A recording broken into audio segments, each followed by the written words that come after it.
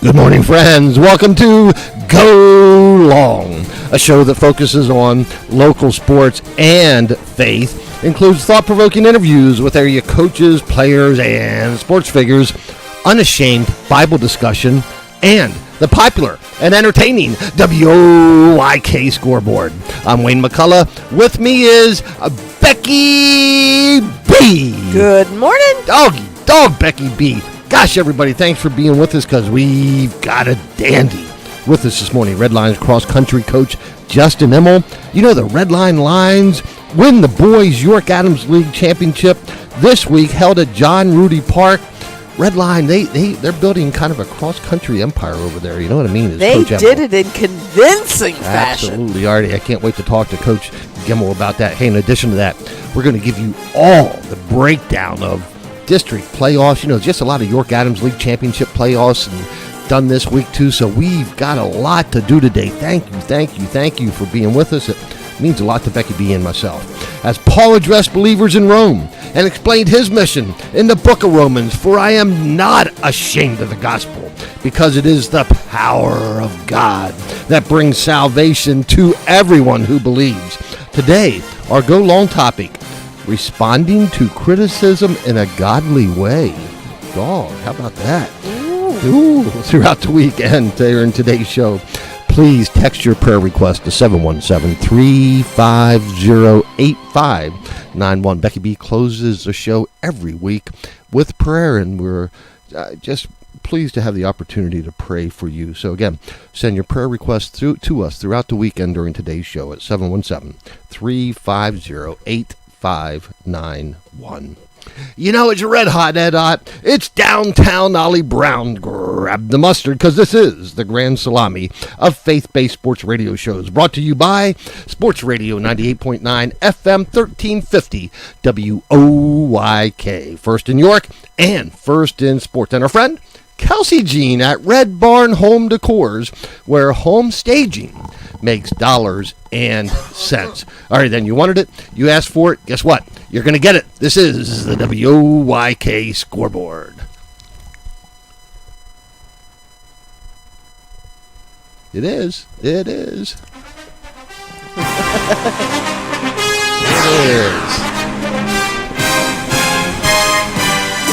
Alrighty, let's kick this off with high school football.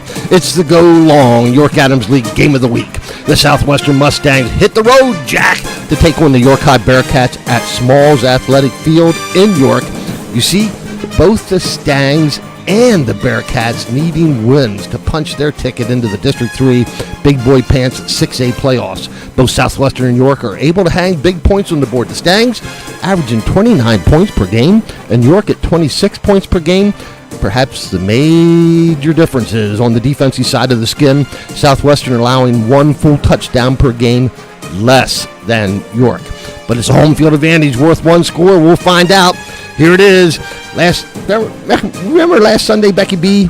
I called this a pick'em. You did call it a pick'em? I called it a pick'em. Now, pick'em, in my mind, which is only my mind, it's like a coin flip. It's a coin flip. It's a game that's, within a point or two or three. Right? And you were right. Oh, doggy. The Southwestern Stangs and the York High Bearcats. It's a York Adams Division I dandy. And this one came down to the wire as the Southwestern Mustangs crossed the goal line with just 23 ticks left on the game clock to give the Stangs a hard-fought nip and tuck 35-34 win over York. Quarterback Bryce Graham connected with Alec Newman for the game winner. All right, this one was close all the way. 14-14 after one stanza of play. 21-20 Southwestern at the half.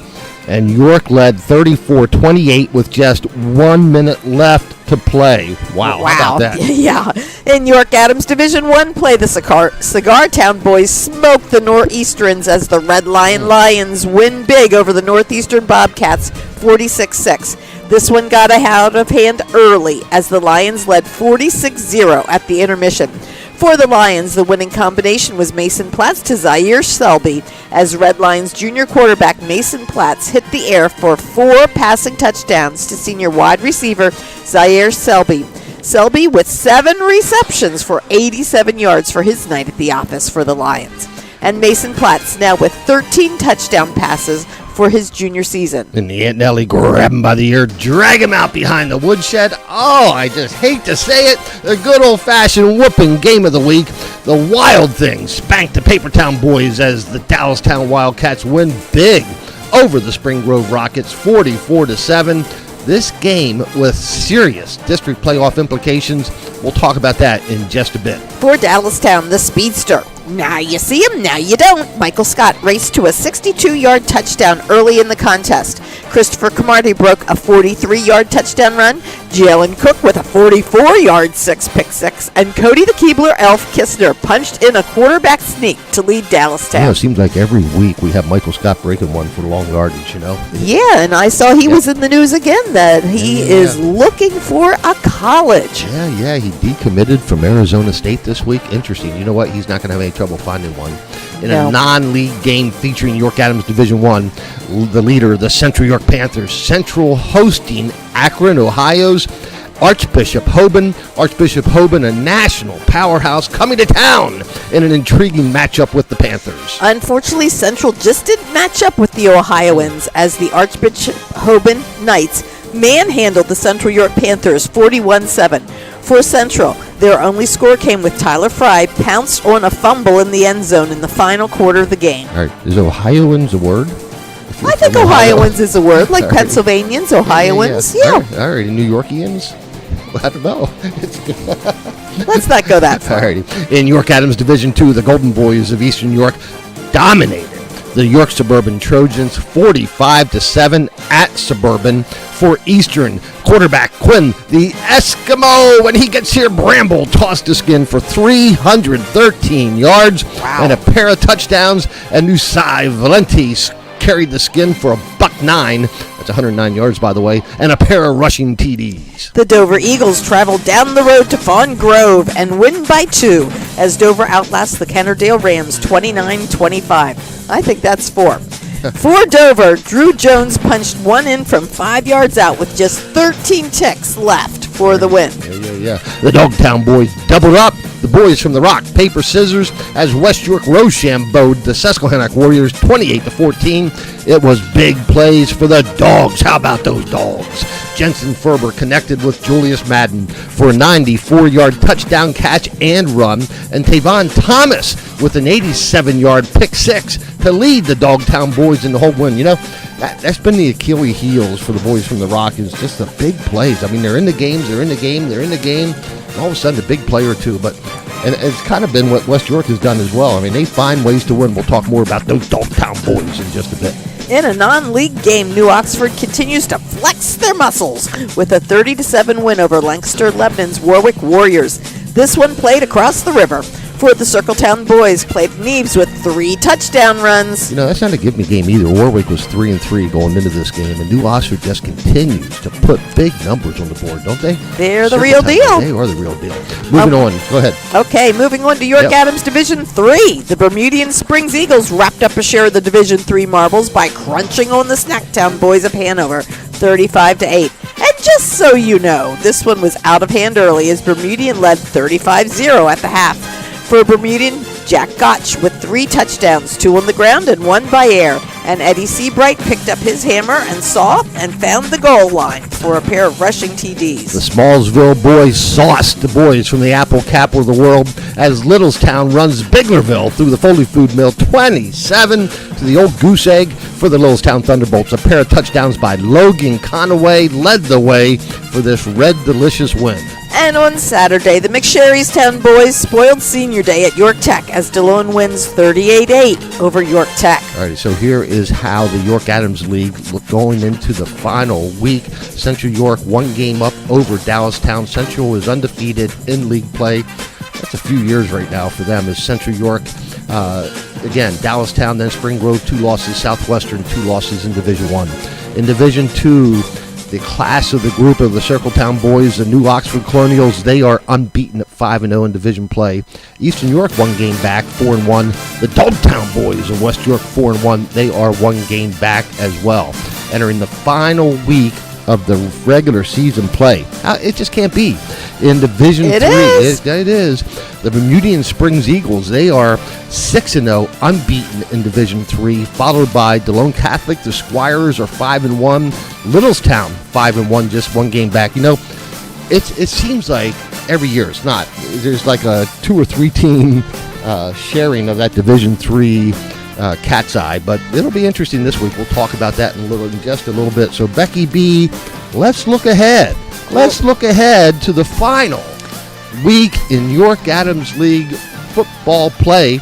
And as Becky B would say, somebody's got to win. That's right. All right. That's why I'm doing the analysis, and you're leading into it. Hey, that's all right. Football's not my game. It is. Well, I'm learning about it. Anyway, okay, York Suburban's traveling up to Northeastern, and you know Northeastern, they've had a few goose eggs. Well, you know what? York Suburban's 0-6, 0-9, 0-6 in Division 2. Northeastern 0-6 in Division 1, 0-9 overall. Ooh, this could be a good one. So give us your analysis back. Somebody's got to win. Somebody's going to get a win here. You know what? This is interesting. I'm going to give... most people might say this is a pick'em game. Not this prognosis. I'm good prognosis. Prognator? Why don't you just say who you think's going to win, Wayne? Prog, yada yada. This guy is going to say York Suburban by 14. Okay. Dog. All right, now Dallastown staying local. They're just going to Red Lion. You know what? This is a rivalry, and that no one else can even think about unless you get to it. Dallastown. Historic Cornfield, too. It is at Historic Cornfield. Yeah, the Wildcats 4-1 in Division 1, 8-1 overall. How about that? The Red Line Lions, the Cigar Town Boys, 1-4, 3-6 overall. Becky B said it at Historic Cornfield. This place will be packed. And if you want to see a great high school football game atmosphere, you go to Hornfield and Red Line when Dallastown comes to town, because I guarantee you there are thousands of people lined up to get in that gate. So, Dallastown, Red Line at home, big rivalry. Oh, doggy Becky B, I'm going to give a slight edge to the Wild Things. Dallastown wins by, you know what? It's not a blowout. Dallastown wins by 21, You know what? And they're going to get on the bus, and there's going to be some bloody noses, and there's going to be some bloody lips, but Dallastown wins less than 10. Okay, I'll call the next one. All right. Hanover's going to beat Fairfield because, unfortunately, Fairfield is no longer playing football. Snacktown Boys win. Yeah. Okay. Kennerdale at Susquehannock, another crosstown rivalry. Yeah, this goes way back. I'm talking in the early 1950s. So, Susquehannock, the boys playing in the Rock, they are fighting hard for the district playoff spot. They win, they're in. They win, they are in. Kennerdale on the outside looking in of district playoffs. But you know what? Kennerdale's playing better football. They're playing without their starting quarterback, but nonetheless, Kennerdale's playing better. They're losing some close games. Can they get over the hump at Susquehannock? Can Kennerdale, can the Rams, can the Fawn Grove boys travel to the Rock in a big-time rivalry and get over the hump? I'm saying no. I'm saying no, too. Susquehannock wins, enters the district playoffs in this win. I think it'll be a good game, be a hard-fought game, but I think the Warriors win. Okay, Littlestown's going to Bermudian. This one's an interesting matchup. You know what? It is. Littlestown wins, and they are tied with Bermudian. They're Bermudian 6-0, Littlestown 5-1 in Division 3. The Smallsville boys. You know, if this was in Smallsville, I might give the edge to Littlestown, but it's not. It's at Bermudian Springs. The Eagles are 6-0, 8-1 overall. I give the edge to Bermudian, and guess what? They will win outright the Division 3 York Adams League cat's eye in my mind. Okay, now New Oxford's traveling all the way down Route 30 to Eastern York. And what a game here, too. The Golden Boys are 4-1 in Division 2, 8-1 overall, taking on the unblemished, unbeaten Circletown Boys in New Oxford. Eastern York wins, guess what? They share the Division 2 marbles. Can they win at home over a very, very powerful New Oxford team? I'm giving New Oxford the edge. Yeah, I think so, too. Eastern York, a great season. Quinn Bramble, one of the best quarterbacks in all of District 3. But New Oxford has all the tools, beat you on both sides of the ball, good size, good speed. I think the Circletown boys win over the Golden Boys in this one. Okay, here's another rivalry. Yeah. Spring Grove's traveling to the Corral to Southwestern. Ooh. And they're fighting for playoff, for District 3 playoff implications. You're right. I think Southwestern's in, so it might be a letdown game Spring Grove 3-2 in Division 1, 5-4 overall are the Papertown Boys. The Stangs of Southwestern 3-2 in Division 1, 6-3 overall. You know, Bryce Graham, Southwestern's quarterback, is 6th in all of District 3 with 1,607 passing yards this year. 64% completion rate is Graham. He completed 100 passes out of 156. You know, he's just a tremendous year for Bryce Graham and the Southwestern Mustangs. They're in the district playoffs unless something weird happens. I think the Stangs win at home over the Papertown Boys, but this will be another hard-fought game, one in the trenches. Absolutely. West York's just going up 74 to Dover. You know, and this is the rivalry, right? Mm-hmm. I mean, this is the Route 74 rivalry. The Dogtown Boys going up to Dover, and Dover's 2-3 in Division 3, playing tough, playing better football down the stretch. 3-6 overall. The Dogtown Boys 4-1 in Division 2, 7-2 overall. You know what? Here's the deal. What's the deal? West York has won games that if you look at the stats, you would say, nope, they lost by a couple touchdowns. They just have found ways to win. I think they find another way to win at Dover on Friday night. All right, William Penn and Central York. You know what? Another great game, right? I mean, this will be the first year since Coach Stoner has taken over helm at York that they will not be in the district playoffs. They're going to travel to Central York. Central York just got whopped by those Ohioans, right? Those the Ohioans. Hogans. But they're 5-0 in Division 1, and they have not lost in Division 1 play in multiple years. Central York takes care of business as they enter into the District 3 Big Boy Pants bracket. So they win Division 1 with this win over York High. But again, hard-fought game. It's a good rivalry. Now, here's my question. Yeah. York Catholic's going to DeLone Catholic. Those two teams are going to be playing for the District 3 marbles. Is this going to be the District 3 game, or are they going to play again? You know what? That's a good question. I think they're going to play again, but I guess by gentleman's agreement they could do that. But DeLone Catholic playing at home in McSherrystown, 5-1 in Division 3. They're a win gives them an opportunity for a share of that Division 3 championship. Now that's all based on Bermudian losing to Littlestown at home, but I think DeLone's playing for a lot here, right? Yes, they're playing for a lot. So they're 5-1. I think they win over. I think they're just better than York Catholic, just overall, top to bottom. Okay, and York Tech's going to Biglerville, to the apple capital of the world. You know, another great game, right? Biglerville 3-3 in Division 3. York Tech 2-4, 4-5 over. Now the Spartans. When's the last time you remember the Spartans being a 500-5-5 football team, right? This is the first time I remember it. Biglerville 6-3 overall. I think the Canners have a better team top to bottom, but York Tech's got pretty good speed. They can get out and put some points up on the board. I think Biglerville wins at home in the apple capital of the world. I would not call it a red delicious saucing by any means, but good football game. Congratulations to York Tech for a great season, but I think Biglerville wins going into the district playoffs. Alrighty. So let's look at this. Let's look at the district playoffs. All right, okay, Becky? sure. All right. So single A, you mentioned it. DeLone Catholic on top. They're going to play York Catholic. DeLone 6-2 overall. York Catholic 4-5 overall. DeLone's head coach Corey Zortman has been the head coach 29 years. That's How about a that? long You know, time here's to the other. coach. Here's the one thing I love. What do Coach you love? Zortman. He's a DeLone Catholic graduate, class of 1995. So DeLone, as you would expect, and York Catholic does too. Both these teams have history, right? Yeah. And they play with pride. They play with guts. Which what comes with that pride. DeLone, they are averaging 23 points per game on offense, but they give up 18 points a game. So, again, just like this final game of the season, I think it's, I think DeLone's a better team, but nonetheless, just, congratulations to Coach Zortman. I hope he hangs around for year number 30 plus, right? Then in Double A, Steel High is the leader of the pack. They are 7-2. Lancaster Catholic 6-3. Camp Hill 5-4. That's the top three in Double A entering the last day of the season. Then in Triple A, how about this? Those Bermudian Spring Eagles lead the pack with an 8-1 record. Bermudian is hanging 33 points on the board every game. How about that? That's a lot of points. And they lead the York Adams League in rushing yards per game at 177.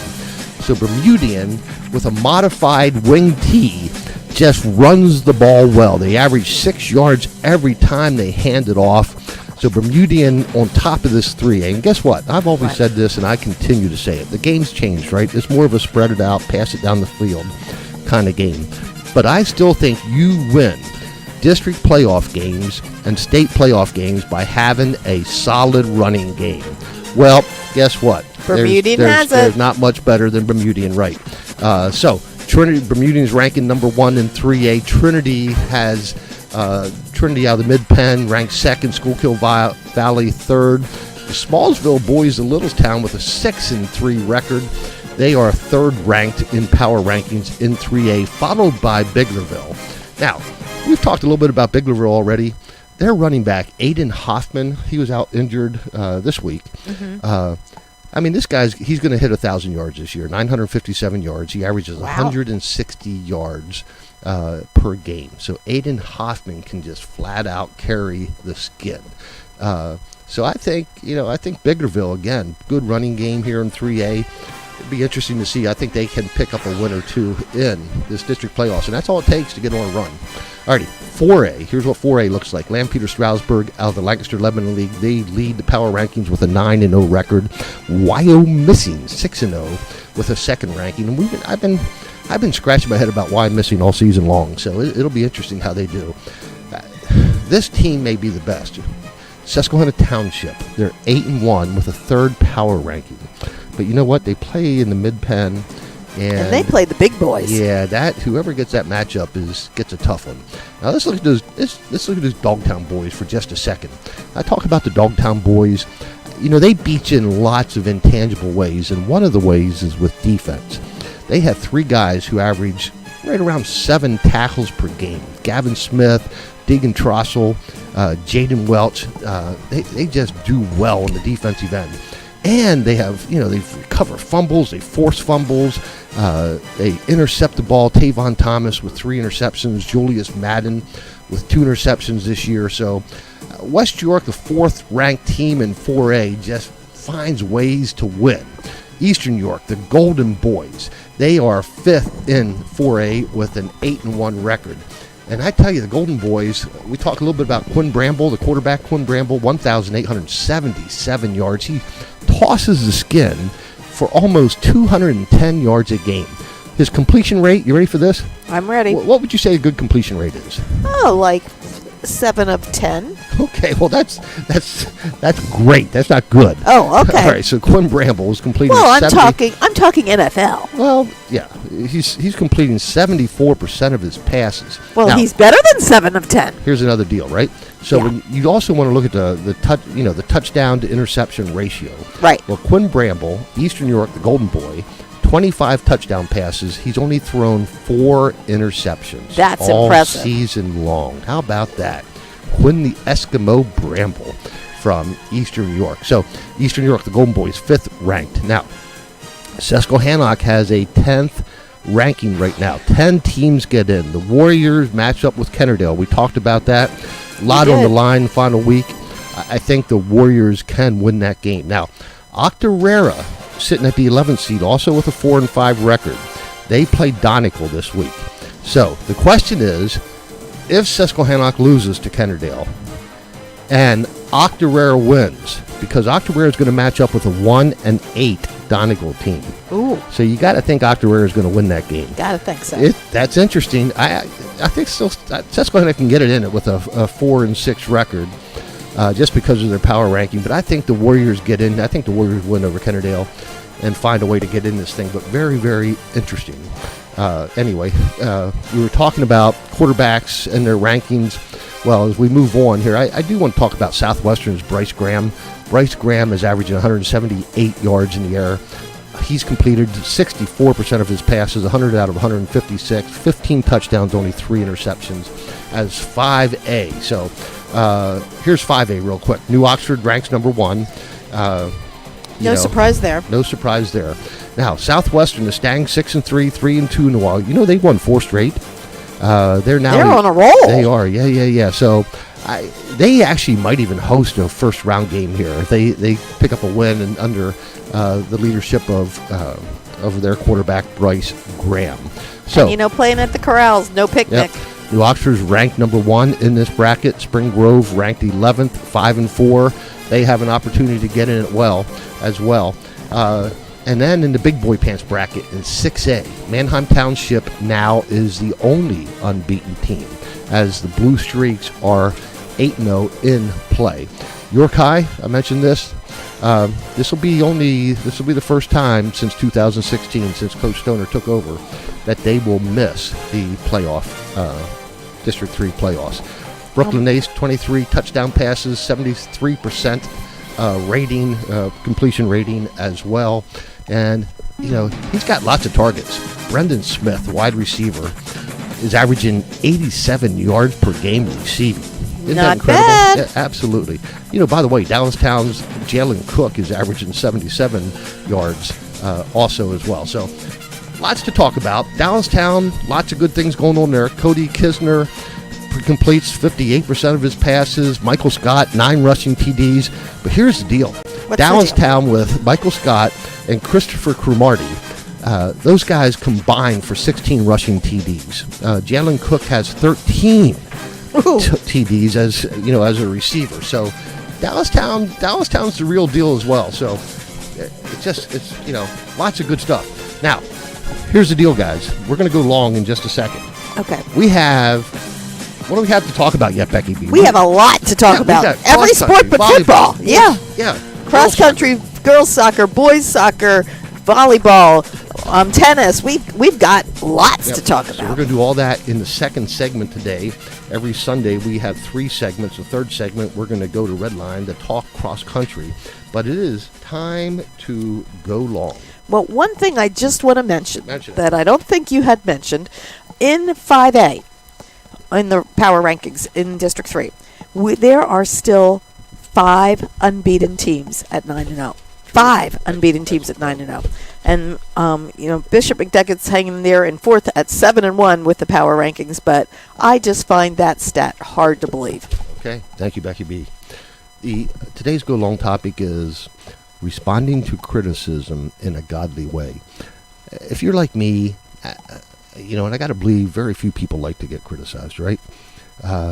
But let me tell you something. The more you do, the more criticism you're going to get, right? Mm-hmm. In fact, I gathered an open gym the other day. I gathered players around and said, the more successful you are, the more people are going to be after you. The more people are going to be critical of you, how you do things, way you do things, and blah, blah, blah.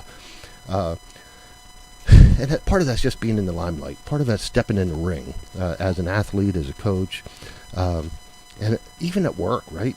Even the family. Families every now and then get critical of each other, right? Oh, yeah? Right. So none of us like criticism, but how do we respond? How do we, is it even important? Why? Should we respond to criticism in a godly way? So I want to read from the book of Proverbs, chapter 15, verse 31. Whoever heeds life-giving correction will be at home among the wise. How about that? So what's that tell you, Becky B? Well, I think, as Christians, we are encouraged to challenge other Christians when we believe that their actions or words don't line up with the Bible. And but doing it in a loving, godly way is so much different than doing it in a harsh way.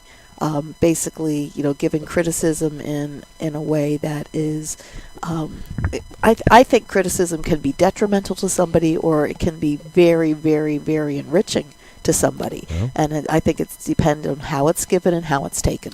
No, absolutely. So, well, here's the deal. I'm glad you brought that up. Because sometimes criticism is delivered with kindness, right? And absolutely. Genuineness. And sometimes it's delivered in a harsh way, right? Mm-hmm. Where it hurts. And it's intended to hurt. Right. It's intended to dig deep. And it does. So it really is about how we respond. Because we're going to get it both ways. And I know all of our listeners, I know you get it both ways from time to time. But, again, from the book of James, chapter 5, verse 19, talks about how constructive criticism can reveal areas in which we need to sometimes adjust our behavior, sometimes adjust our attitude. And, I got to admit, every now and then I do need an attitude adjustment, right? So how do we respond in a godly way? So just a couple thoughts from me. First, I think the one way we respond is by listening. You got to listen, right? And I guess what I try to, my thought, and I try to have the mindset that when people criticize, and I was a school administrator for years, right? So people criticize. You get a call and people jump on you a little bit. That there's some truth in every criticism. Sometimes it might be 99%. Sometimes it might be 1% truth. But from that person there is a genuine, some truth in there that they are trying to share to you. And I think the reality of it is, even though we don't want to admit it sometimes, the emotions take over, and we're not necessarily trained how to give criticism in a constructive way, right? Did you ever go to a class to say, here's how you give somebody constructive criticism? Actually, yeah, I did. Good for you. Okay. In a lot of my teacher training, we were told that students respond, obviously, to positive, and the way you approach a student is by giving criticism, handling it in a way starting with a positive and then delivering the negative in a constructive way, just to enrich them. Yes. Perfect. Well, I'm glad to hear that. I haven't, by the way. Well, you were never in the classroom. Well, you were in the classroom. But. The other thing I think is so important is to take criticism with humility, in a humble way. From the book of James, chapter 4, verse 6. God opposes the proud, but gives grace to the humble. So if you're listening, and sometimes hurtful, sometimes constructive, but if you do it in a humble way, keep that in mind. I'm going to be humble. I'm going to be humble. Just keep saying it and listening. And do it with gratitude. I always, what I've learned then is to thank them. Well, thank you for sharing that, right? And be sincere about it. A lot of times that changes that criticism from being harsh, from being negative, to all of a sudden now they've settled down a little bit, right? And oftentimes people can come to us with constructive criticism that we don't see because we're up close and personal, where somebody can look at it from afar and see the whole picture rather than just the little close that we're dealing with as well. The book of James, chapter 1, verse 19. Know this, my beloved brothers, let every person be quick to hear, slow to speak, slow to anger. For the anger of man does not produce the righteousness of God. And then also finally, from the book of Proverbs, chapter 15, those who disregard discipline despise themselves. How about that? But the one who heeds, again, correction gains understanding. So again, our thoughts my thoughts as well as how can we take criticism in a godly way? Because we know we're going to get it. It's going to come well-intended, and it's going to come in a way that's harsh many times as well. And I think if we consider the source of it too, oftentimes I'm able to take criticism a lot better from somebody I really respect and from somebody who I feel has experience and love, rather than, and from somebody who's giving it in a gentle way rather than somebody who just comes across and tries to deck you with it. True. From the book of Proverbs, chapter 15, again, verse 31, the ear that listens to life-giving reproof will dwell among the wise. And then when we talk about how do we do it, from the book of Colossians, chapter 3, verse 12 through 14, put on then as God's chosen ones. And my friends, you are God's chosen people. Holy and beloved, you are loved by our Lord. Compassionate hearts, put on a compassionate heart. Put on kindness, put on humility, meekness, and patience, bearing with one another. So my friends, I think if you go into in a godly mindset, when people would jump at you and provide that criticism, I think we can accept it in a way that will actually help us improve in many ways that I know personally that I need to. Becky B, any final thoughts? I think that about wraps it up, my dear. Alrighty. All right, friends, we're going to take a break. We've got lots of York Adams stuff to do. This is a championship week in many sports in the York Adams League. So we're going to come back, give you a roundup there, and just lots to talk about. Thank you so much for being with us. We'll be right back after this message from our sponsor, Red Barn Home Decor, where home staging makes dollars and cents. Hey, WOIK listeners. Daryl Henry here with Kelsey McCullough, Kylie Taylor, the owners of Red Barn Home Decors. Kelsey, tell us a little bit about what you guys are doing. So Kylie and I bring in our furniture and decor to either a vacant or occupied home, and we allow buyers to create emotional connections with the home by envisioning their family in that space. Doing that allows the buyer to get top dollar for their listing and also sell it in the fastest amount of time. Kylie, tell us about the benefits of Red Barn in particular. Home staging is very important in the selling process. It really makes sure that your home sells in the quickest amount of time and for the top dollar. Some of our statistics here are homes sell in an average of 4.5 days and for over 16,000 over asking. Kelsey, how would folks get in touch with Red Barn? Please feel free to check out our portfolio at www.redbarnhomedecors.com. You can also check out our social media pages at Red Barn Home Decors or give us a call at 717-818-1207. Red Barn Home Decors. Staging makes dollars and cents.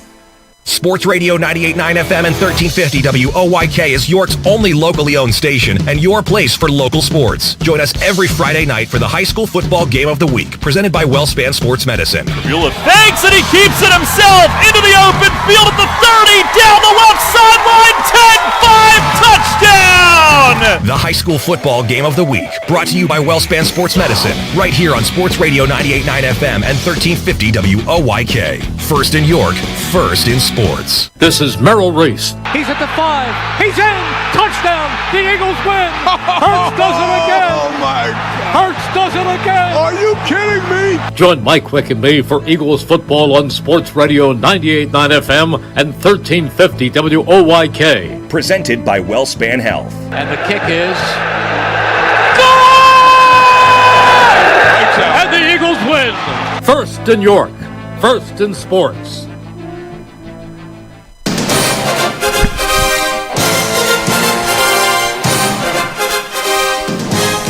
And welcome back to Go Long. I'm Wayne McCullough. With me is Becky B.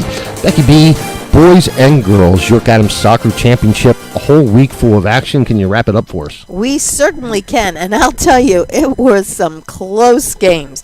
Let's start off with the boys' side of action. Semifinals were held October 17th, and we have Northeastern, a 3-0 winner over Kennerdale. Kennerdale, who had got into that game in an overtime win, matching up Central York and beats Susquehannock 3-1, and so that leaves Northeastern and Central York meeting last night for the championships, and it came down to a close one again.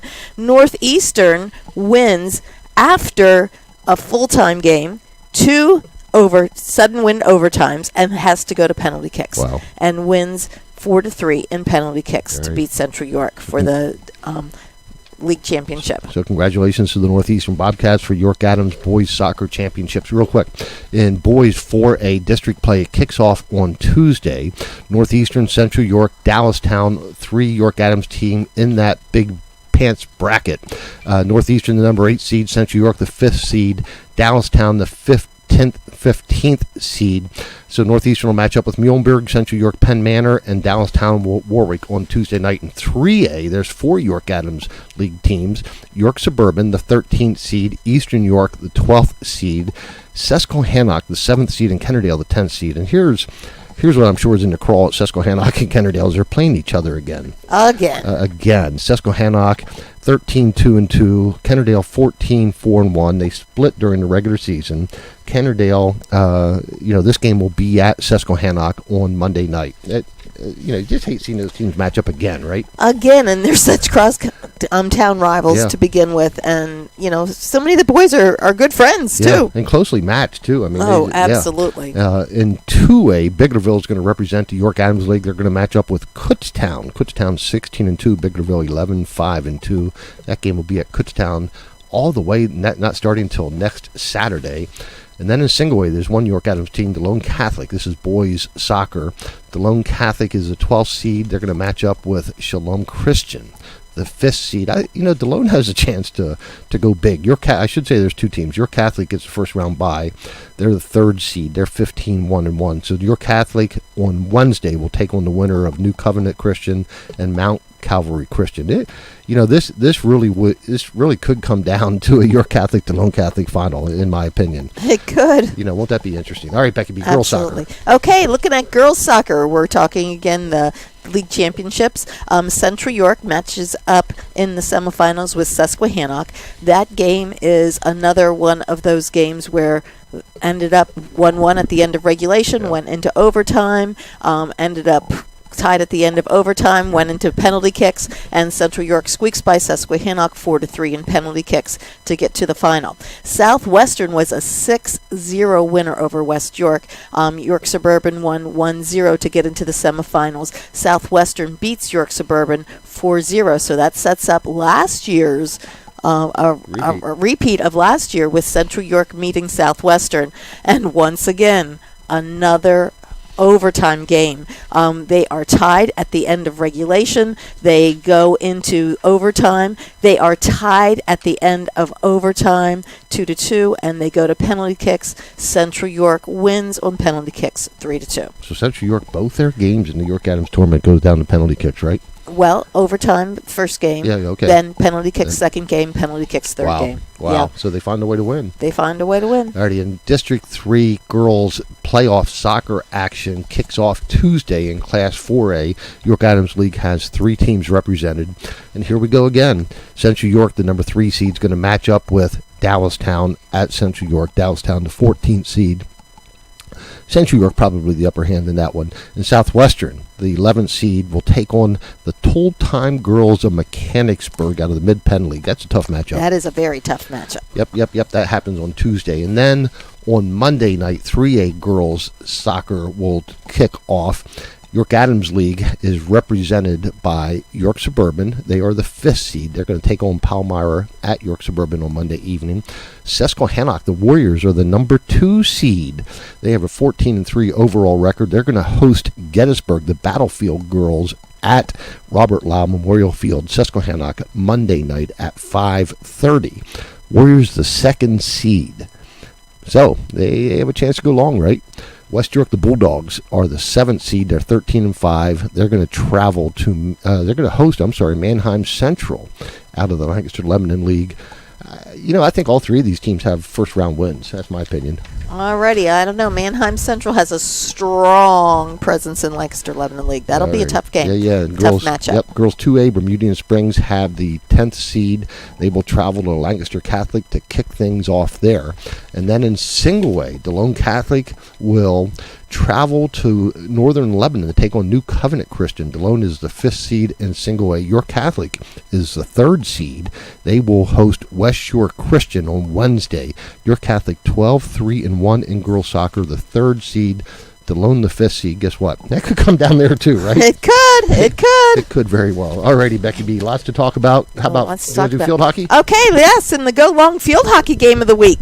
Yesterday, congratulations to the Susquehannock Warriors who were playing Spring Grove in the championship game at Hanover High School. And once again, another overtime victory. Susquehannock finds a way to win it 1-0 in overtime over Spring Grove. And Spring Grove was one of those teams that all the Division I coaches were saying at the beginning of the year. We got to watch Spring Grove. Spring Grove might be the team to beat, and they came down to it, losing to Susquehannock 1-0, but in a very, very hard-fought game. And congratulations to both of those teams. They will continue on as well. We had that interview last week, but Susquehannock's coach, the United States men's indoor soccer field hockey coach. No, wait, not soccer. Field hockey. Field hockey, yeah. Yes. Did I say soccer? You said soccer. So, yeah. So Susquehannock's field hockey team wins the York Adams Championship, but certainly well coached, too. I mean, they got players, but they're well coached. Absolutely. All right, the League Cross Country Championships were held at John Rudy Park in York on Tuesday, October 15th. And for those of you keeping tabs at home, you may remember how senior Daniel Naylor from the Red Lion kicked the Dover senior Caleb Hogan for the title last year. Well, throughout the season, Naylor has been challenged by many racers, and especially some of his Red Lion team members, plus 7 of the top 10 of the racers from 2023 were back for the competition. All right, so could Naylor repeat? Yep, he did. Naylor finished in 16:13, averaging a mile 5 minute 12-second mile. To once again be crowned the league championship. He was 17 seconds ahead of senior Neil Ostrak from York Suburban, and then senior Jacob Roskowensky. Sophomore. Jacob. Dallastown sophomore. Yeah, yes. Sophomore, right. From Dallastown, Jacob Roskowensky was third, and Kane Wisniewski from Red Lion was fourth. Senior Caleb Hogan from Dover finished, and all 3 of those third through fifth placers finished within a second of each other. Wow. Talk about close. Wow. The team title was won convincingly by Red Lion. They had 4 racers in the top 8 racers for 34 points. Dallastown was second with 81 points. York Suburban, Southwestern, Central York, and York Tech will also represent the league in the district cross-country 3A meet at Big Springs High School on Saturday. Susquehannock, Bermudian Springs, and Kennerdale will represent the 2A for District 3, and DeLone will be the team from York Adams in the 1A. Now, throughout the season, Southwestern's talented freshman class has been outracing opponents through the Girls League. They did it again Tuesday, finishing 20 points ahead of Dallastown for the Girls League title. York Suburban was in third. Eastern York, Central, Red Lion, and Dover will also send teams to the District 3 meet in 3A. Eastern York, Susquehannock, and Bermudian Springs will send 2A teams, and DeLone will be a 1A team representative in the competition. Individually, Dallastown freshman Leah Narovo was 14 seconds faster than Southwestern freshman Lila Eltz for the win for the girls' individual title. The 2023 winner, sophomore Neela Granger of Dallastown, was third, and Sophia Trigrelia from Northeastern was fourth. Mustang Kira Paik was fifth, and all of those ladies and more will represent in the District 3 championships. All right, well done, Becky B. So with us right now, Red Lions cross-country coach Justin Immel. Coach, congratulations, another great season. Can you start off by telling us about your championship team? Thanks a lot. I was going to say, once again, the team went back-to-back the county meet, undefeated in the regular season. This year, our first 2 invitationals, we won at Warwick. It was a 3K. We won that. And we went up to Ben Bloser, which is actually at the district course, and our team took the team win there. As far as the counties meet, I had 6 guy runners in the top 25, 6 in the top 16 to be exact. So that was a pretty good day there. I don't know about a pretty good day, Coach. I'm thinking great day, right? Yeah. Yeah, we'll go with that. Great day. Yeah. Now, Coach, you seem to be building a dynasty over there at Red Lion. What kind of things are you doing, and what are the guys doing in the off season to build that kind of a championship run? It seems like right now we have, basically 5-6 guys that are just basically breathe running. They're all the time. That's all they think about and do. They're out there all summer long, all winter long, all track season, just running, just eating it up. And I guess being successful helps get the junior high numbers up and start working from the junior high level and continue growing it. Coach, tell us about Daniel Naylor. I mean, this guy just flat out runs. He's 7 seconds. Was it 7 seconds? Actually, 17 seconds faster than the second place finisher in the York Adams run there. I mean, just describe that guy for us. I mean, he must attack that course. He's definitely a beast. As I say, he runs the first half kind of conservative, and then just kind of takes off the last mile. Because I know about 2 miles into it, they were pretty well together with the second place, and he just closes real hard as far as that in the last mile. And basically, the last 1,000 meters, he takes off. He's definitely a different animal there. Absolutely. We're talking with Justin Immel, Red Lion cross-country coach, building a dynasty, as Becky B said, and good job repeating. Tell us what's next. What's next for the Lions on the cross-country course? I was going to say, obviously, we're heading to districts on Saturday, both boys and girls heading to districts. I think actually this is at least, my senior girls, this is their 4th time as a team going, so that's pretty good. The guys, this is their 3rd time in a row as a team, but the seniors, both of them made it as individuals the first time. So we're hoping definitely do well at districts and move on to states from there. All righty, well done. All right, now, Coach, I've kind of noticed a trend lately. It seems like the older boys are being the cross-country champions. Individually, I'm talking. It seems like they get stronger and faster as they get older. But I'm noticing a rash of freshman contenders being really strong finishers on the girls' end. Can you give us a little bit more insight into that? I wish I could. To be honest with you, I do see the same trend. I mean, definitely the girls, Southwestern and Dallastown definitely had phenomenal freshmen this year. And as I say, I had a freshman that was, I guess, 3rd on our team as far as the girls. So definitely seeing that. I mean, I think a lot of it with the guys is they're just a little bit more mature as seniors. But as far as the girls, I'm not sure. Okay.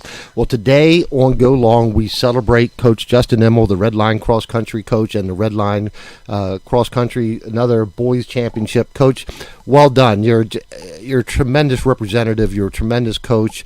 You're a great role model for all coaches, for all young people. We value what you bring to the sport and what you contribute. So, Justin Emmel, we celebrate you today. Thank you so much for being with us on Go Long. All right, thank you for having me. Yep, appreciate it. Yep, have a good one. Alrighty, Becky B. Okay. Still a lot to do. How about some girls volleyball action? Alrighty, in the York Adams Girls Volleyball Championship game played at Central York, the Dallastown Wildcats improved to 17-2 with a 3-game to 2-1 win over the Southwestern Mustangs. This is a repeat York Adams crown for the Wild Things. For Dallastown, Kira Lynch booked 19 kills and Lily Sullivan added 9 kills in the win. Dallastown knocked off DeLone Catholic 3-0, and Southwestern finished off Central York in the semifinals just minutes prior to that championship match. All right, hey, all those brackets and all the district play, I should say, in girls volleyball also about ready to start this week. And if I find those brackets, I'll tell you a little bit about it. But Becky B, I know you have some tennis stuff to talk about as well. Yeah, let's go to girls tennis. District 3 team championships were held at Hershey Racket Club.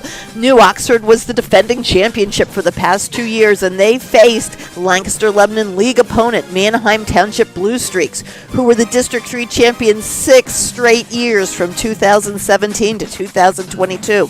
The league champion New Oxford's Anya Rosenbach won the number 1 singles 6-0, 6-1, and her teammate Kaylin Balco took the second singles 6-2, 6-2. But then Manheim Township won both doubles and the third singles match in 3 sets to capture the District 3 championship.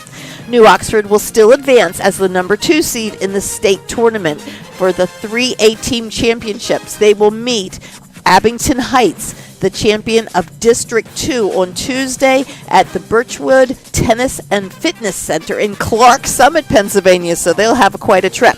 Now, DeLone Catholic was defeated 3-0 by Wyomissing from the Berks League in District 3 Class 2A, a third-place match. Unfortunately, they will not advance to the state tournament, but congratulations to the Squirettes for an outstanding season. Now, state individual and doubles championships will begin November 1st in girls tennis. Alrighty, well done, Becky B. Now, here are some girls volleyball District 3 playoff brackets in girls Class 4A. There's going to be represented by 3 York Adams team.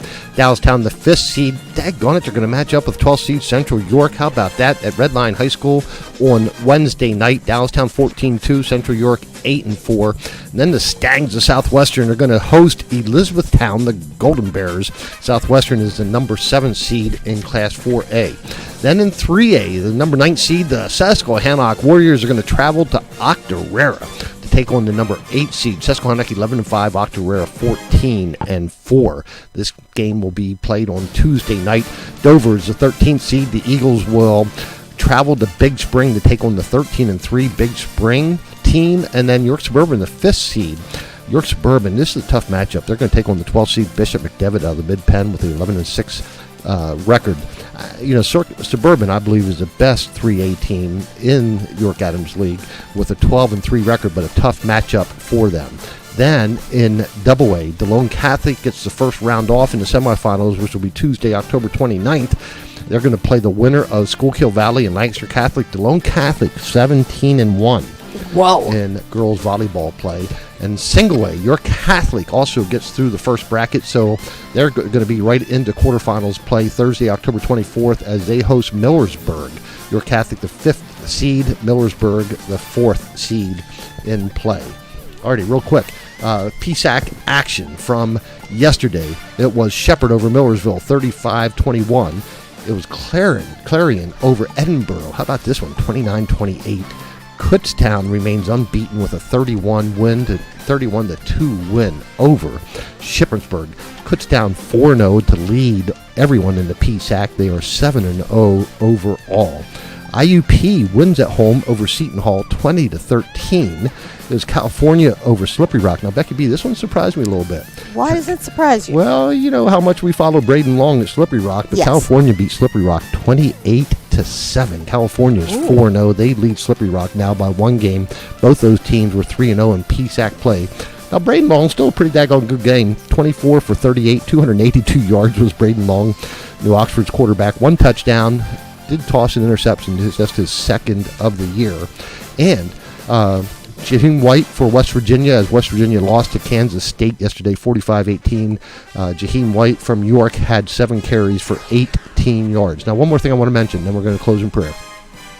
Congratulations to Penn State Harrisburg and their Director of Athletic Communications, Thomas Klemick. But how about their Assistant Director of Athletic Communications, Kendis Butler? Special K! Yes, they won several awards this week from the College Sports Communicators, including the Designer of the Year for the Best Division III for portfolio work for the 2023-24 athletic season. So congratulations to Special K. So well done. As You they know, win she those just awards. keeps on racking up the accolades, and for good reason. She's a hard worker and, just really has her focus in the right place. Yep. So Becky B, of all these games we talk about, New York Adams League, was there any that struck you that got your attention? Oh, my goodness, there's a lot that struck me that all got right, my attention. Well, give me one of them. Okay, Southwestern just pulling it out with 23 ticks left because, that's one of those division things that the division and the district possibilities are hanging on it. I think when you talk about especially the girls' side of the soccer tournament, all of those extra overtime and penalty kick games, and also the boys, being decided on penalty kicks, it just shows the parity in York Adams soccer from Division 1 all the way to Division 3. It'll be interesting to watch those teams as they go into the district tournament. And field hockey. I mean, take a look. This is a second year in a row that field hockey came down to the finish, overtime wins. So, Right. And a lot on the line this week coming up in the final week of York Adams football games as well. Right. District 3 or Division 3 championship up for grabs.